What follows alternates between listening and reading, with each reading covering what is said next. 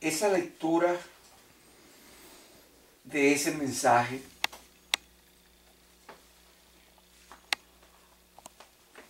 la decidí hacer cuando me lo pasaron y pude comprender la autenticidad del mismo. Caracas. Y pienso que Venezuela amaneció con un adorno importante, un arco iris en las primeras horas de la madrugada, de la mañana. Una belleza de arco iris. Y yo dije, cuando lo vi, va a haber lluvias para apagar las candelas que algunos quieran armar. Cuando dije las candelas que algunos quieren armar, me refería a candela, a llamas que vimos que se levantaron en otro tiempo en las guarimbas. Si habían candela, iba a haber lluvia sobre Venezuela. Hubo gotas, pero no hubo mayor daño. Venezuela está bajo la protección de Dios y ese arco iris a mí me lo señaló. Y comenté, no va a pasar nada. Dios está con nosotros. Y lo que quería significar en el discipulado de hoy, como complemento de la conferencia de ayer, era algo que comencé a hacer en el discipulado pasado. En el discipulado pasado comencé a leerle el Evangelio de Lucas. Hablamos de la obligatoriedad de sujetarnos a Dios. Eso lo había dicho en la conferencia anterior a la penúltima conferencia y lo ratificamos en el discipulado. La no sujeción a Dios tiene consecuencias. Consecuencias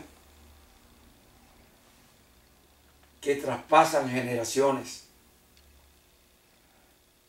La no sujeción a Dios está ahorita mostrando la consecuencia en lo que está pasando en el mundo.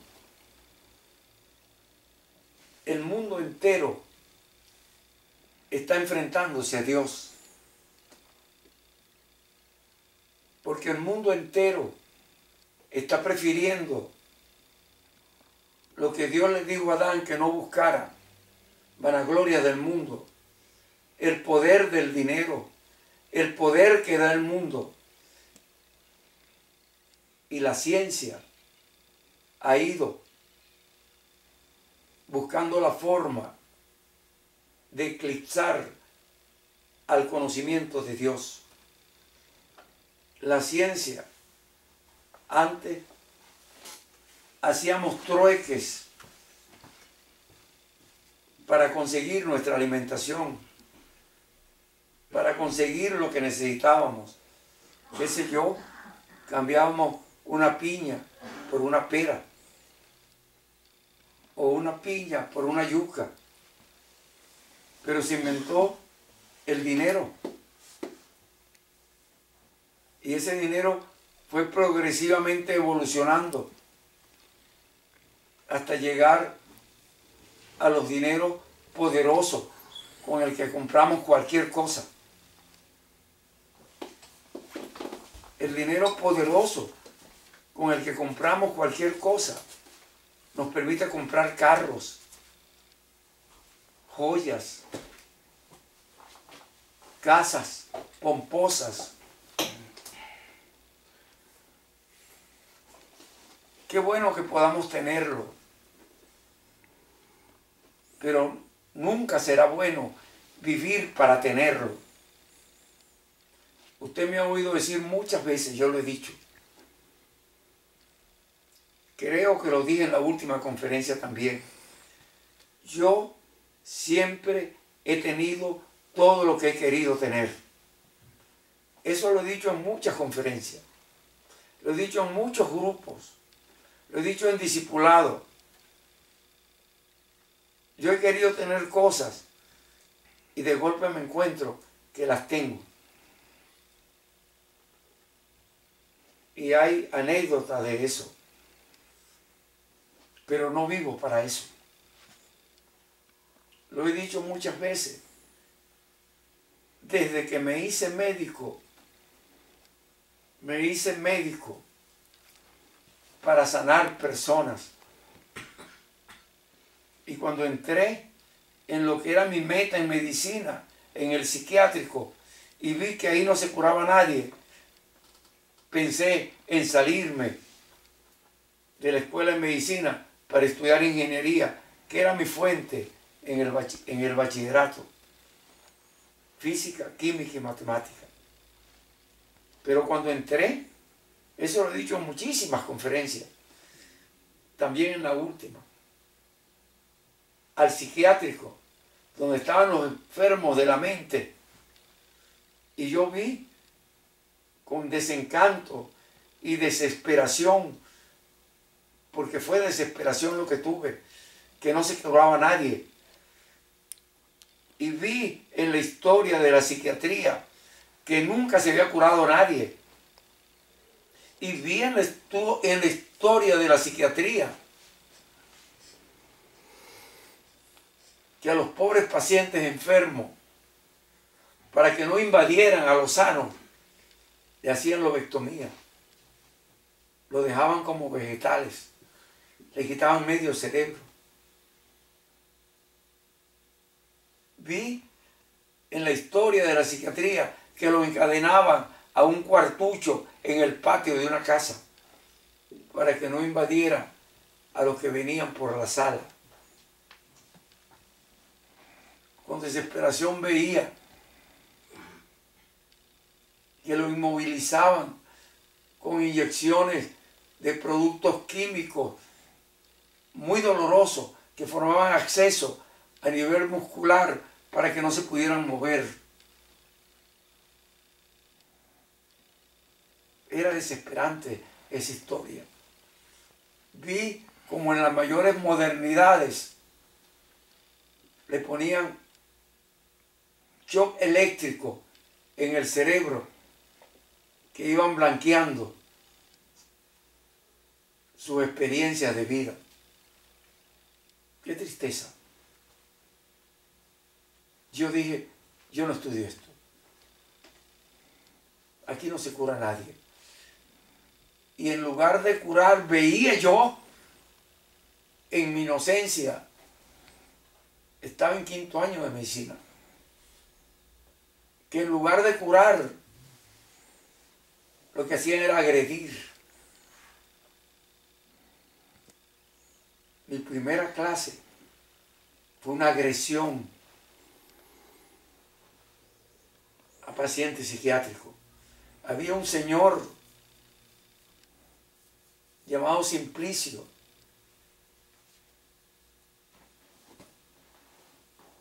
que era hijo de otro señor también enfermo del psiquiátrico llamado Cantalicio.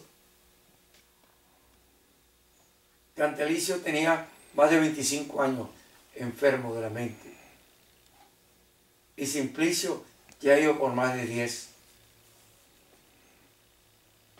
Entonces pasan a Simplicio a que nos hable. Entonces Simplicio nos mira y con una carcajada inadecuada, por no decir fuera de lugar.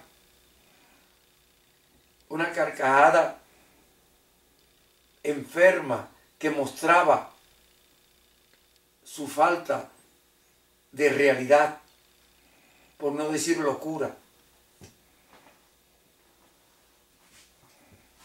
A carcajadas se ríe diciendo: Cantalicio está enfermo de la mente, y vuelve a soltar la carcajada de enajenado mental y se va a sentar. Entonces pasan a otro, al célebre Cantalicio, al papá de Simplicio. Y Cantalicio nos mira y se ríe con una carcajada igual a la del hijo. Y señalándonos nos dice: ustedes vinieron a psicoanalizarme a mí. Ya yo los psicoanalicé a todos ustedes. Y se ríe con la carcajada de enajenado mental. Yo me cimbré en la silla. Esa fue mi primera clase de psiquiatría. Me dan ganas de llorar. Se me quiebra la voz.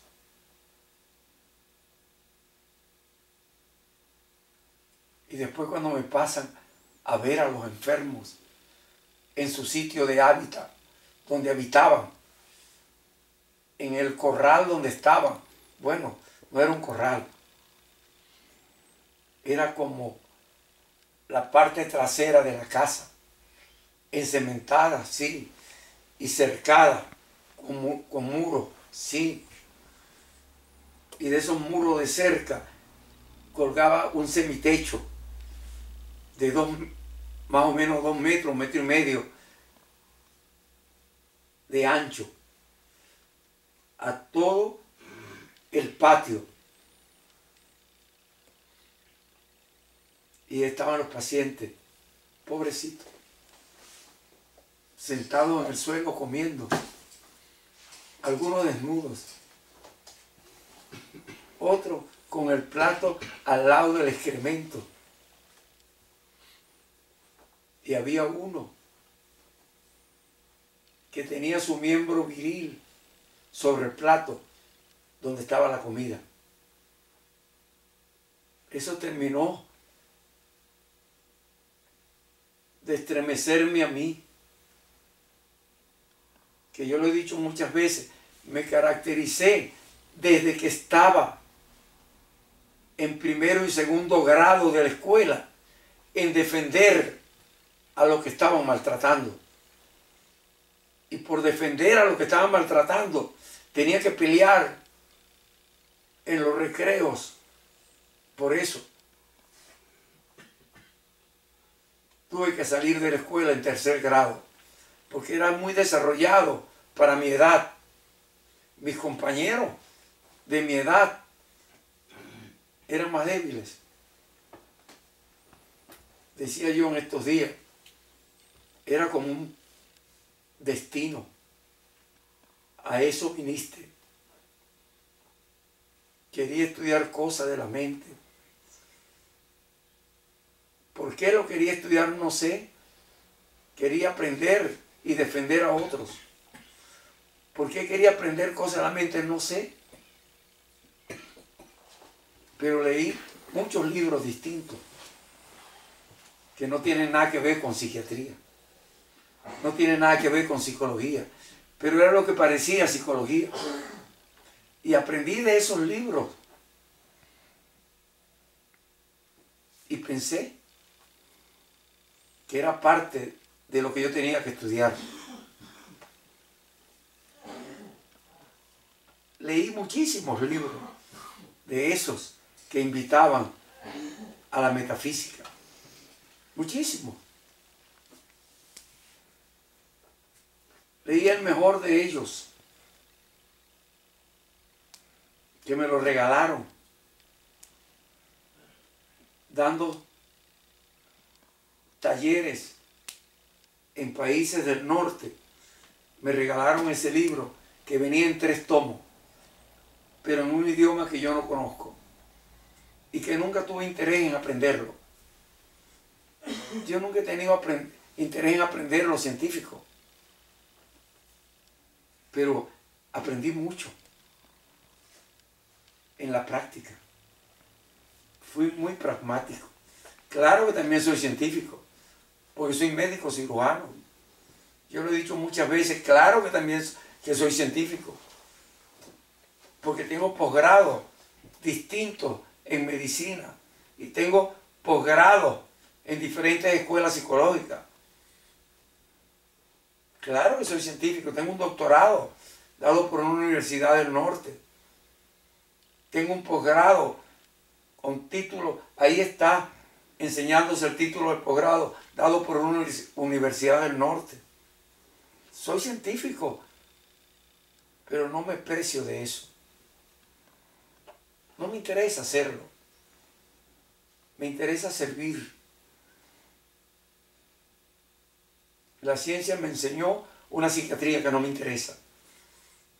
Y la práctica me enseñó un modelo que yo llamé técnicas activas de reactivación consciente, que lo puse en práctica en el Hospital de los Magallanes con resultados inmensos. Algunos de mis pacientes de allá, enfermos mentales, con el diagnóstico de psicóticos, ahora también son pacientes míos, con el nombre de profesionales universitarios, algunos ingenieros, otros economistas, otros farmacéuticos, otros odontólogos, pero fueron pacientes, otros psicólogos, pero fueron pacientes, otros psiquiatras, pero fueron pacientes, allá en el Hospital de los Magallanes. Y yo tengo en informe leído en conferencia sus declaraciones, siendo psiquiatra de posgrado del psiquiátrico, que aprendieron el abordaje a un paciente psiquiátrico allá en servicio. Tengo testimonios escritos, lo leí en conferencia, de psicólogos clínicos con títulos adquiridos en el Hospital Psiquiátrico de Caracas y que me dicen que aprendieron a ver la psicología allí y que les sirvió en lo personal y en lo profesional el haber estado allí. Tengo testimonio de estudiantes del último semestre de psicología de la central, están escritos, lo leí en la conferencia,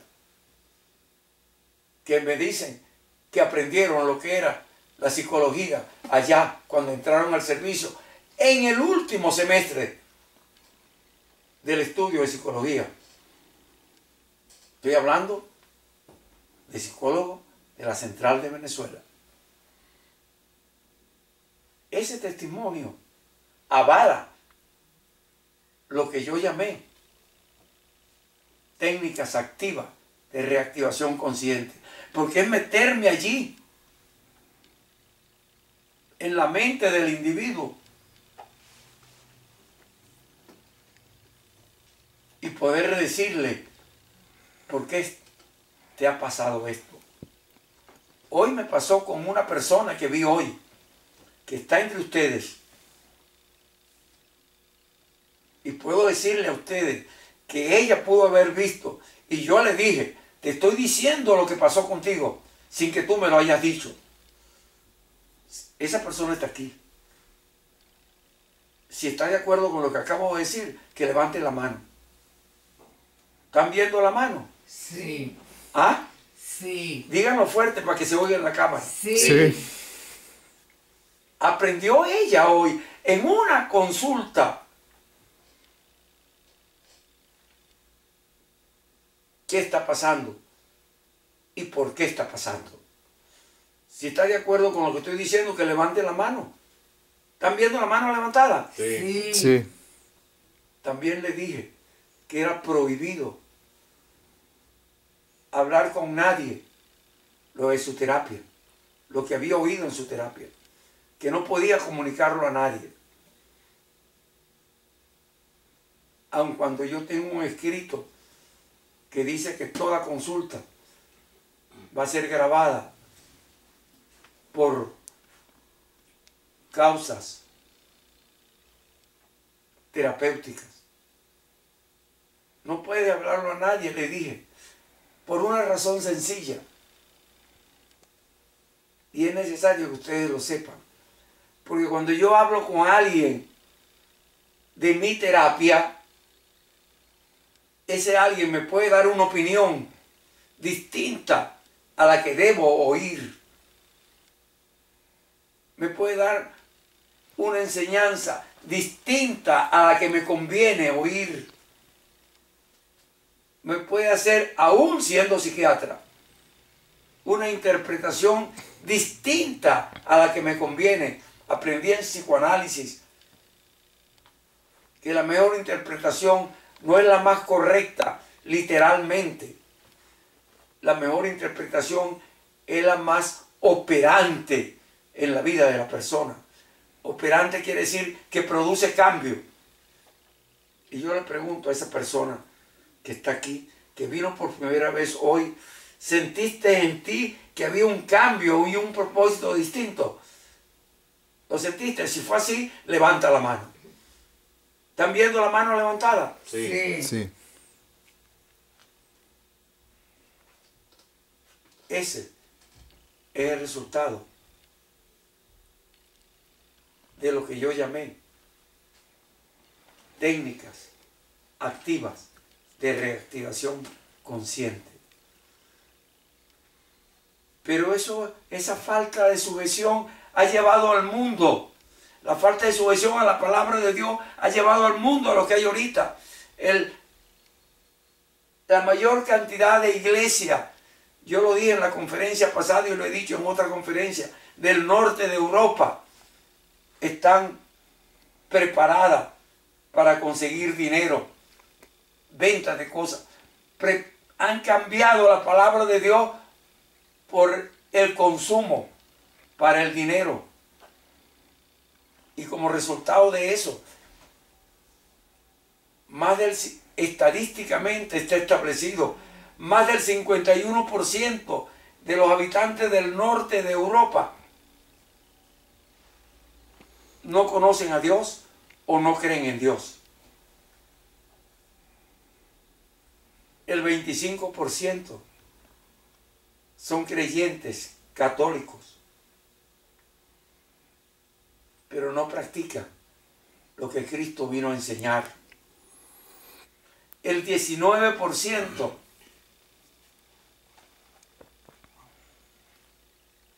son creyentes evangélicos, tampoco practican lo que Dios vino a enseñar. El 5% son creyentes de otros credos que no tienen nada que ver con Cristo, más que una búsqueda espiritual que Cristo nos enseñó a conseguirla. Y ellos todavía andan buscando esa espiritualidad sin encontrar al Dios verdadero. Eso me hace acordar lo que Pablo dijo cuando llegó allá a Roma y estaban adorando muchos dioses y había una estatua que decían que era para el Dios desconocido. Pero tenían muchos dioses, pero había una estatua para un Dios desconocido para ellos. Y Pablo les dijo, ese al que ustedes no conocen es al que yo vengo a predicarle, vengo a enseñarle. Eso está en la Biblia, no lo estoy inventando yo. Y yo lo decía en la conferencia pasada, la Biblia es el manual de instrucción que Dios tiene para el hombre. No nos podemos salir de ese manual. un fabricante construye una máquina y hace un manual de uso para que no dañen la máquina. Dios nos hizo a nosotros a su imagen y semejanza e hizo un manual de uso para que no nos dañemos los unos a los otros, para que nos salvemos los unos a los otros, amándonos y enseñando el amor ágape. Pero el mundo sigue transgrediendo.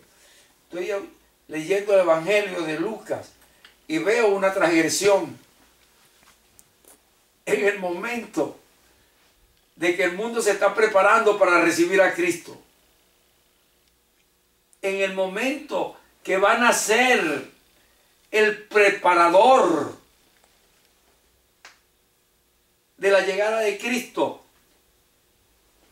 el Padre de ese preparador que venía a limpiar los caminos como antesala de Cristo, por donde Cristo tenía que pasar. Me estoy refiriendo a los padres de Juan el Bautista. Los padres de Juan el Bautista, la mamá que lo llevó en su vientre, bienaventurada por tener al precursor del Hijo de Dios, al que iba a abrir los caminos al Hijo de Dios. La mamá que lo llevó en su vientre, Elizabeth,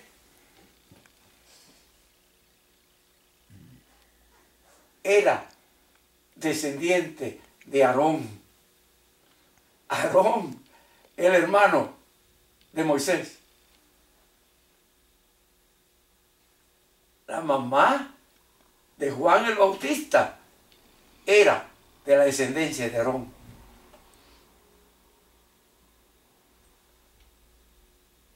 Y el papá de Juan el Bautista era un sacerdote del pueblo de Israel. Y él fue un transgresor.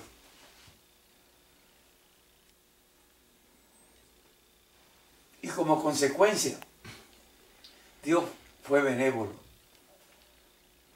Lo dejó mudo.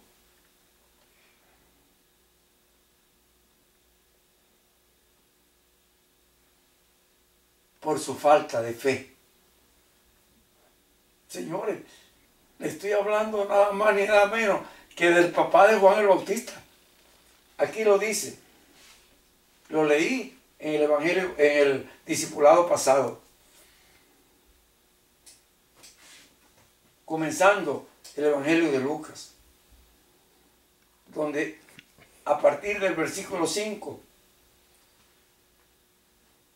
dice Lucas: hubo en los días de Herodes, rey de Judea, un sacerdote llamado Zacarías, de la clase de Abías. Su mujer era de las hijas de Aarón y se llamaba Elizabeth. Ambos eran justos delante de Dios. No estoy diciendo que no eran buenos, eran justos delante de Dios. Pero aún los justos, como muchos sacerdotes actuales, como muchos pastores actuales, como muchos cardenales que han existido, como muchos papas que han existido,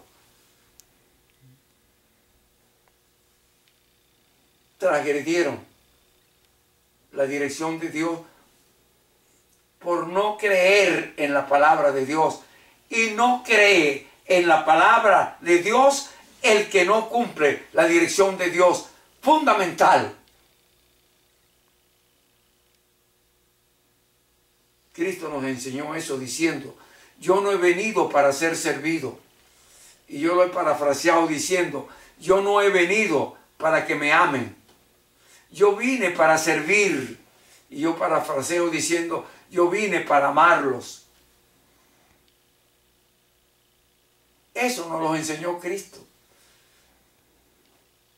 Y si aceptamos su amor, y si aceptamos su muerte en la cruz como justificación de nosotros, su muerte en la cruz pagando por nosotros nuestras transgresiones, su muerte en la cruz justificadora de nuestras transgresiones, pagó por nosotros.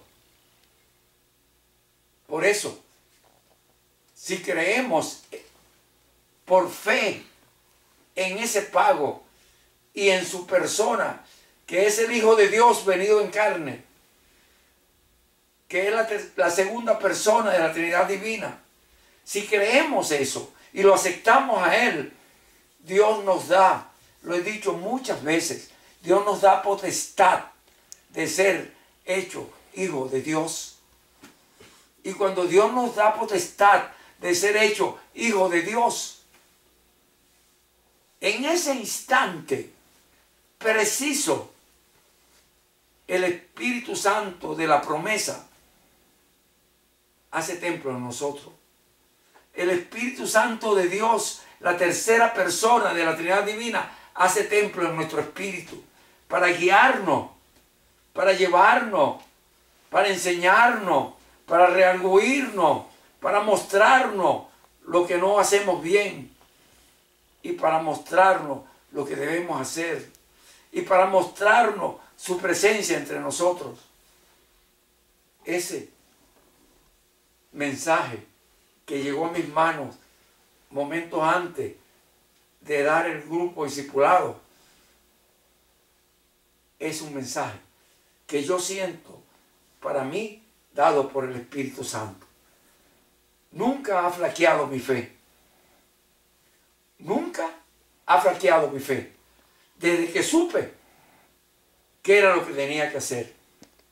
Y lo comencé a hacer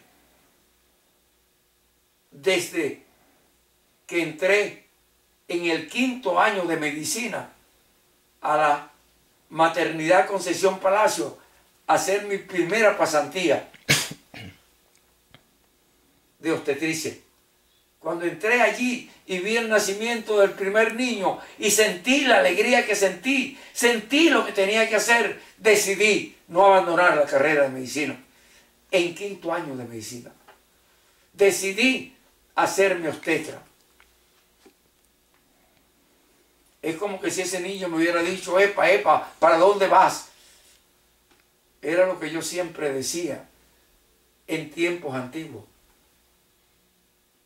Pero en este año comencé a decir, no, afiné lo que el Espíritu me dijo a través del niño. Epa, epa, yo te necesito. Claro que me necesitaba. Para enseñar y que muchos no fueran a caer donde él cayó.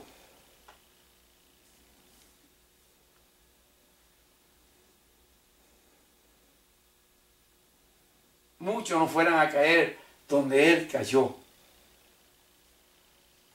Es importante.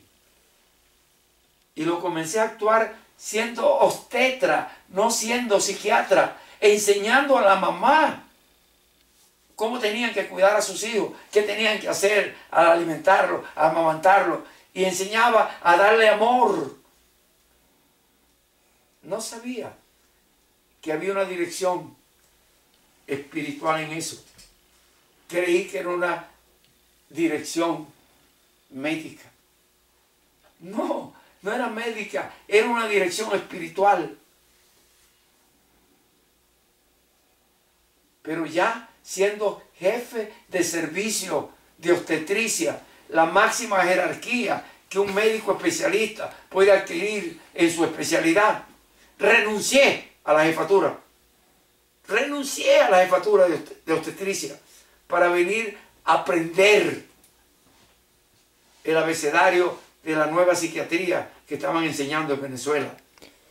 Una psiquiatría de corte dinámico, donde se estudiaba la psicología profunda.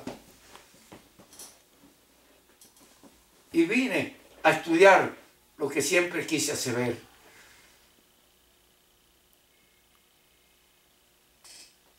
Y estudiando eso, desde el 1974, Después que adquirí mi título, hice posgrado, hice otros estudios y vine a dar conferencias en Venezuela y en casi todos los países de América y en algunos de Europa.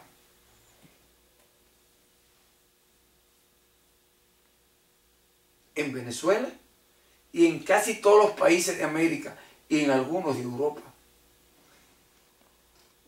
De América del Sur hay como 2 o 3, como 3 o 4 que no he dado curso allá. Hay uno de Centroamérica y hay uno de Norteamérica. En todo lo demás he dado curso.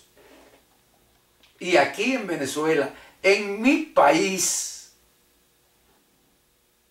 al que amo, y hoy sentí en mí el propósito de pelear por Venezuela. No pelear con armas de guerra física, no con bomba, no con cuchillo, no con revólver, con el arma de Dios, que es el arma del amor. Enseñar lo que estoy enseñando desde 1974 semanalmente, 1, 2 y 3 veces por semana, semanalmente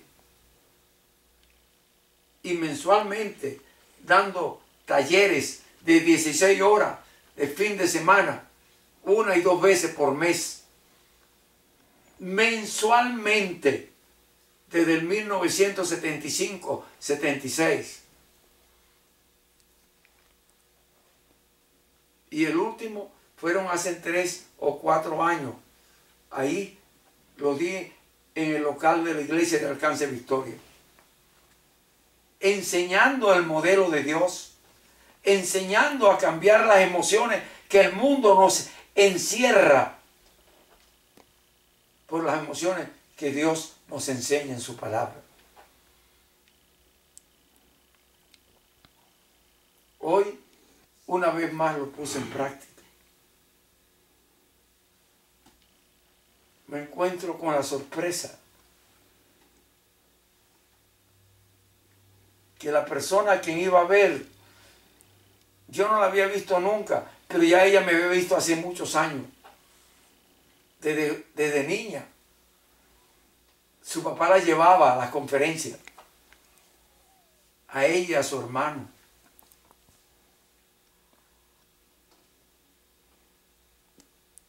Y ella tenía interés porque me había oído en conferencia, en venir a hablar conmigo.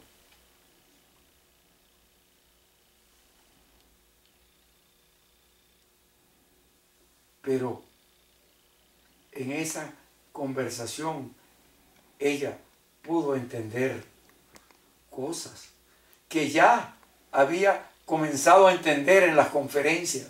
Por eso quería verme. No estaba contenta con ella misma. Es importante poder entender lo que le estoy diciendo. Dice aquí,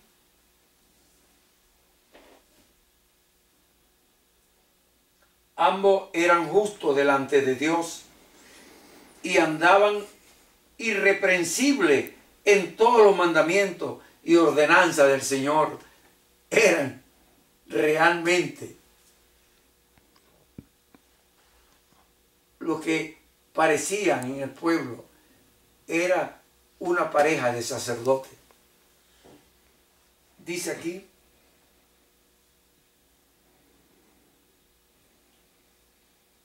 pero no tenían hijos porque Elizabeth era estéril. En este momento, no antes, cuando leo esto, porque Elizabeth era estéril, es como que Dios tiene disponible la dirección de nuestras vidas. Solo tenemos que esperar el tiempo de Dios. Dios tiene disponible el momento de nuestra vida. Repito, solo tenemos que ser pacientes y esperar el tiempo de Dios. Si nos impacientamos, podemos cometer gravísimos errores,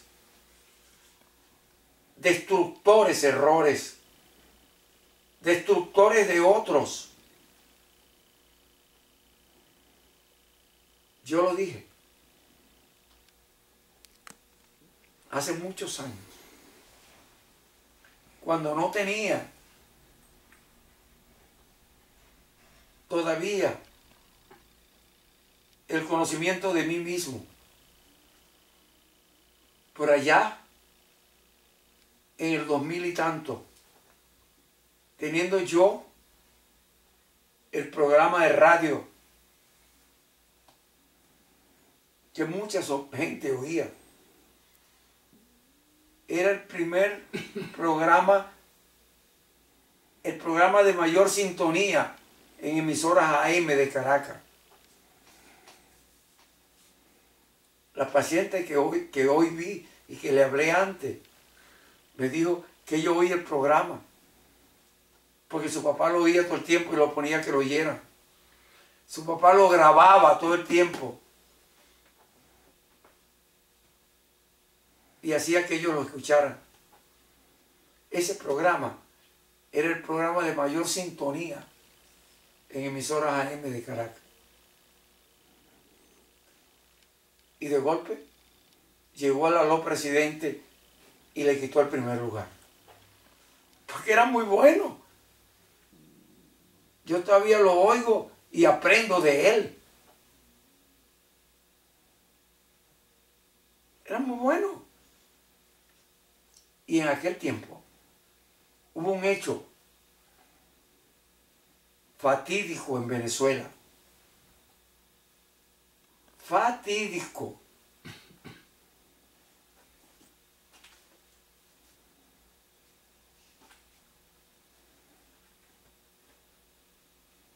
Allá, en una plaza del este, hubo un militar que cada corto tiempo, qué sé yo, 10 minutos, 15 minutos, 20 minutos, 30 minutos, una hora, salía por la televisora ese militar echando peste y llamando asesino a la autoridad del país, con nombre y apellido. Asesino, asesino. Y yo dije en mi programa, van a faltar más de una generación en que las consecuencias de eso pasen. Más de una generación. La generación que siguió esa experiencia fue la generación de los guarimberos. Y en aquel tiempo los muchachitos de 6, 7 años marchaban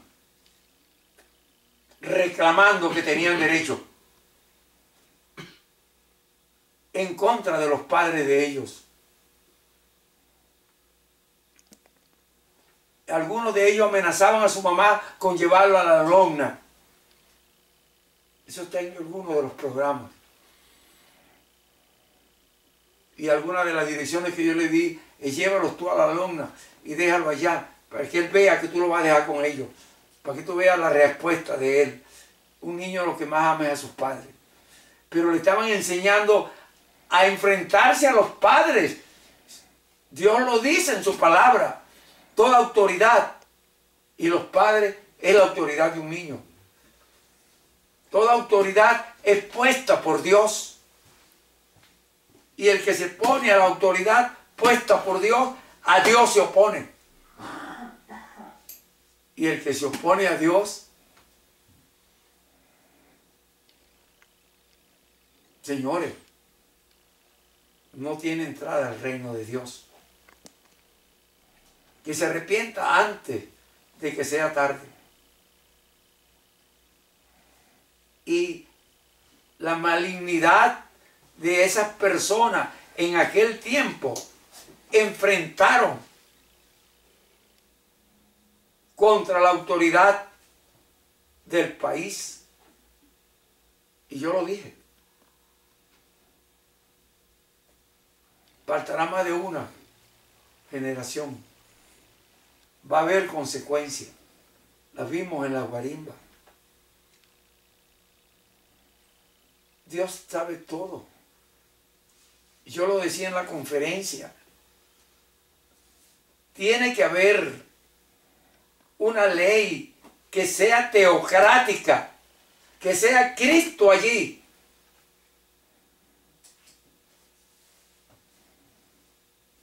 Porque dice la palabra de Dios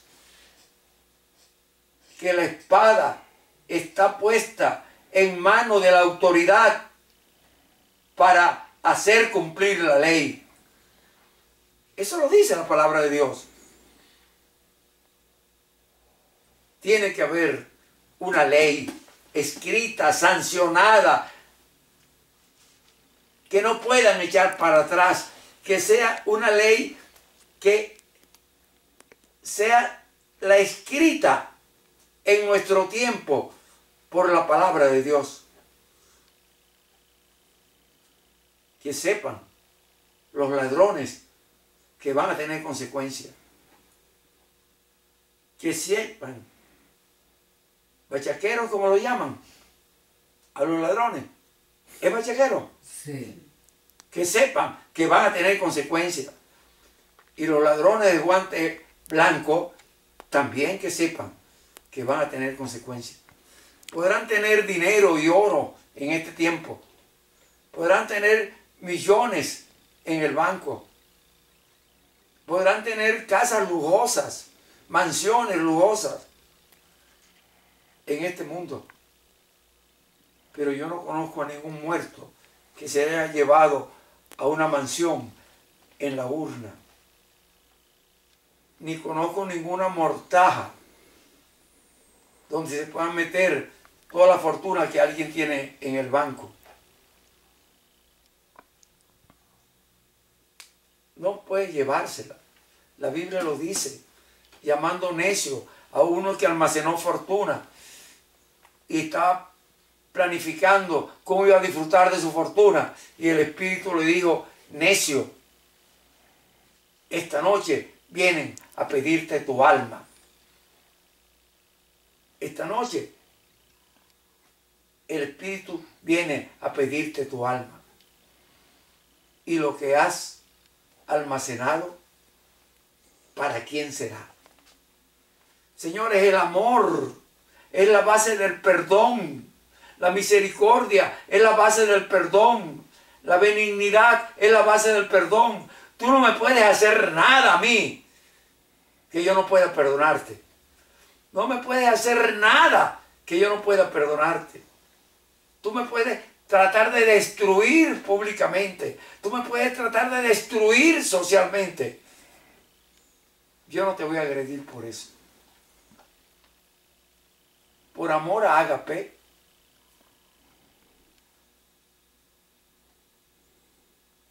Yo decía en muchas oportunidades, amor es no tener que pedir perdón. Por amor ágape, no tienes que pedirme perdón. Estás perdonado desde antes de hacérmelo. Lo hiciste. Pídele perdón a Dios. Porque Dios manda que te pongas en paz. Porque hay un Señor, el juez. Él es el que puede matar tu espíritu. Dice, no le tengas miedo al que puede matar tu cuerpo. Teme al que puede matar tu espíritu. Bueno, dice aquí, aconteció que ejerciendo Zacarías el sacerdocio delante de Dios según el orden de su clase, conforme a la costumbre del sacerdocio, le tocó en suerte. No hay suerte para Dios. Eso no es casualidad. Dios tiene todo planificado. Para Dios no hay pasado, no hay presente ni futuro. Dios es un eterno presente. Ya Él lo tenía establecido. Que Elizabeth, la madre de Juan, iba a ser una descendiente de Aarón. Ya eso estaba escrito. Y que el hijo que iba a tener ya tenía su propósito de vida. Dice aquí, ejerciendo Zacarías el sacerdocio delante de Dios, según el orden de su clase, conforme a la costumbre del sacerdocio, le tocó en suerte ofrecer el incienso, entrando en el santuario del Señor. Él entró en el santuario a ofrecer el incienso a Dios. Y toda la multitud del pueblo estaba afuera, orando a la hora del incienso. Y toda la multitud del pueblo estaba afuera, esperando que él saliera. Y se le apareció a Zacarías cuando estaba en su función de inciensar. Se le apareció un ángel del Señor, puesto en pies a la derecha del altar del incienso. Van a escuchar la transgresión de este justo. Pero aún siendo un justo, Dios no lo pasó por alto. Dice aquí, y se turbó Zacarías al verle, y le sobrecogió temor. Si tuvo temor de esa aparición, le faltó fe. Él tenía que saber que nada malo le puede pasar cuando él está orando a Dios. ¿Se está entendiendo? Sí. ¿Ah? Sí. Sí. Nada malo le puede pasar.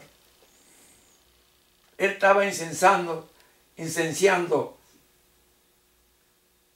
y se turbó cuando vio al ángel y se sobrecogió de temor. Se asustó. Pero el ángel le dijo, Zacarías, no temas, porque tu oración ha sido oída, y tu mujer, Elizabeth, te dará a luz un hijo, y llamará su nombre Juan, y tendrás gozo y alegría, y muchos se van a regocijar de su nacimiento, porque ya estaba predestinado. Para Dios no hay ninguna casualidad. Está establecido nuestra vida. Si seguimos la dirección de Dios, está establecida. Si aprendemos a sujetarnos a la dirección de Dios, nuestra vida está establecida. Dice aquí,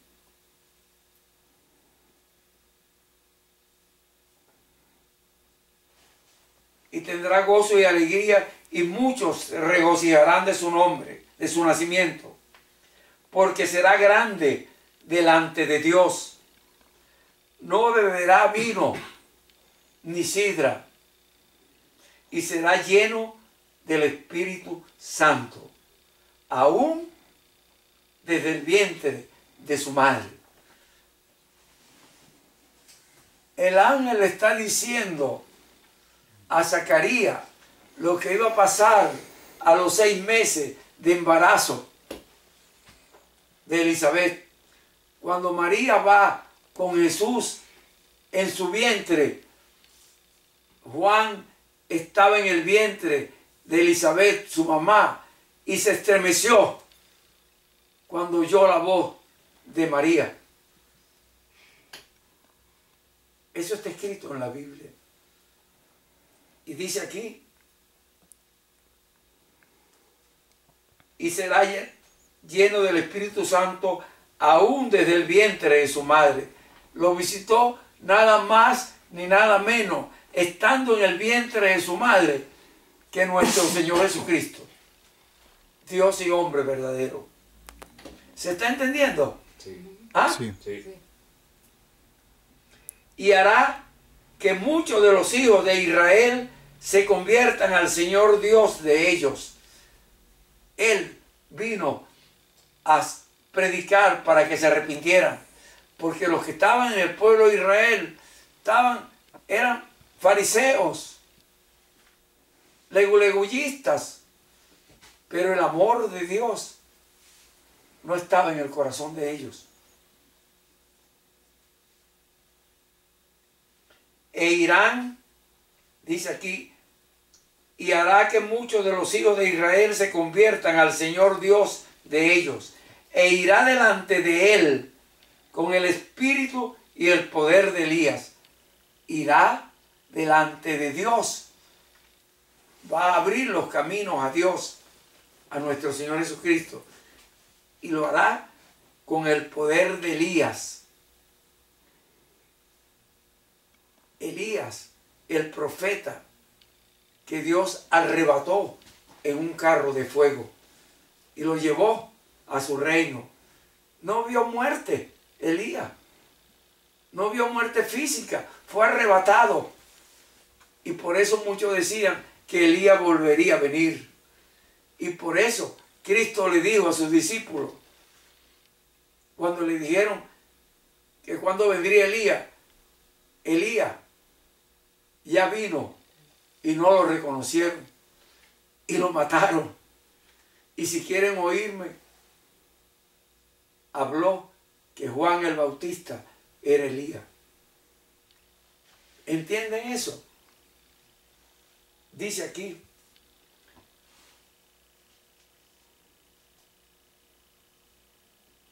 e irá delante de él con el espíritu y el poder de Elías, para hacer volver los corazones de los padres a los hijos.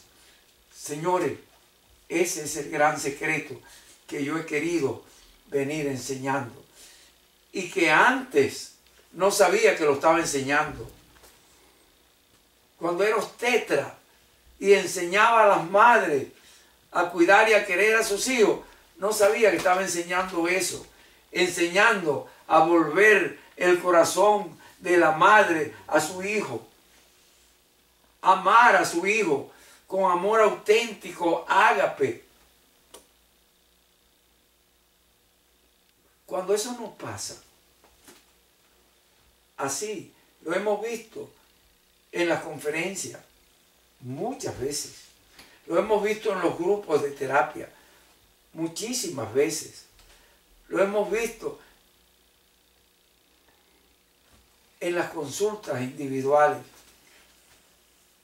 Lo hemos visto en los programas de la radio.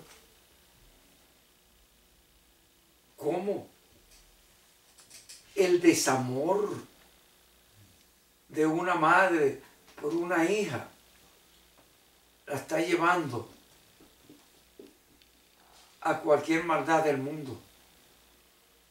Cómo el desamor de un padre o de una madre por una hija o por un hijo lo está llevando al mayor desamor del mundo, al mayor desasosiego del mundo.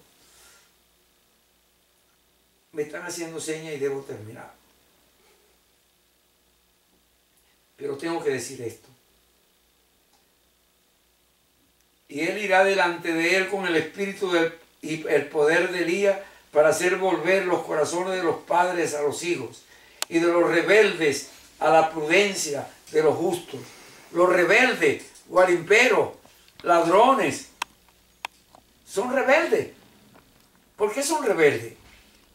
Porque la rebeldía está en un modelo psicológico que se siente que yo soy el que gano y el otro el que pierde. La rebeldía está en un modelo psicológico que nos enseña a que yo no puedo perder, y que debo ganar todo el tiempo. Señor, aprende a menguar. Aprende a amar aún a tu enemigo. Aprende que a veces podemos estar bien y a veces podemos estar mal. Pero si tenemos fe, Dios nos saca de lo mal al bien. Por eso en Venezuela yo bendigo cuando oigo que hay un gobierno que invita a dialogar, que invita a amar, que invita a no matar, que invita a hablar y a convenir y que no nos matemos los unos a los otros, que invitan. Hoy estaba oyendo al representante de Biasa que iba para Ecuador a buscar a más de 300 personas en un viaje de vuelta a la patria, porque allá se encontraron con lo que no se esperaba. Se encontraron con lo que no se esperaban, quiere decir, esperaban que iban a encontrar el dorado allá y se encontraron el desastre de la vida. Tienen que regresar y menos mal que hay un gobierno que los puede traer y que tenemos una bendición de Dios que nos da con qué traerlos. ¿Se entiende eso? Tenemos cómo, tenemos con qué. Y también tenemos algo muy importante. ¿Por qué? El por qué es lo más importante. Porque Dios nos manda a amar a nuestros hermanos. Porque Dios nos manda a amar a los que nos desprecian. Ellos en desprecio por su pueblo se fueron. Otros en amor por su pueblo se quedan trabajando, fabricando ventura. Los que se van no se dan cuenta que el solo hecho de irse ya puede significar una destrucción de su patria. Ese solo hecho es lo que esperan los que quieren robar la riqueza de nuestro pueblo, porque es de nuestro pueblo lo que está en el suelo de Venezuela. Los que quieren robar esa riqueza aprovecharán esa ida de ellos para decir que aquí hay un desastre de vida, pero no investigan para ver de quién es el verdadero desastre, quién es el responsable del desastre. Es importante entenderlo. Dice aquí, dijo Zacarías al ángel, y aquí está la transgresión: ¿en qué conoceré yo esto? Porque yo soy viejo y mi mujer es de edad avanzada. No podíamos parir hijos. Ella es de edad avanzada. Lo mismo hizo Sara con Abraham. Acércate a la esclava, porque ya yo soy vieja y no puedo. Pero Dios le dio una palabra. Transgredieron la dirección de Dios. Y a Zacarías Dios se lo manda a decir con el arcángel San Gabriel, que se identifica diciéndole quién es él. Y Zacarías le dice: ¿en qué voy a conocer yo esto? Que eso va a pasar si yo soy un viejo y mi mujer ya pasó el tiempo de tener hijos. Para Dios no hay nada imposible. Y Dios puede hacer hijos de Abraham de una piedra. Dice aquí: porque yo soy viejo y mi mujer de edad avanzada. Respondiendo el ángel le dijo: oigan, yo soy Gabriel, que estoy delante de Dios y he sido enviado a hablarte y a darte estas buenas nuevas. Y ahora, por no haber creído, quedarás mudo y no podrás hablar hasta el día en que esto se cumpla, en que esto se haga. El día en que tu mujer tenga hijo y para el hijo. Por cuanto no creíste más la palabra, las cuales se cumplirán a su tiempo. Y cuando parió Elizabeth a Juan, Zacarías volvió a hablar. ¿Está claro eso? Sí. Vamos a orar.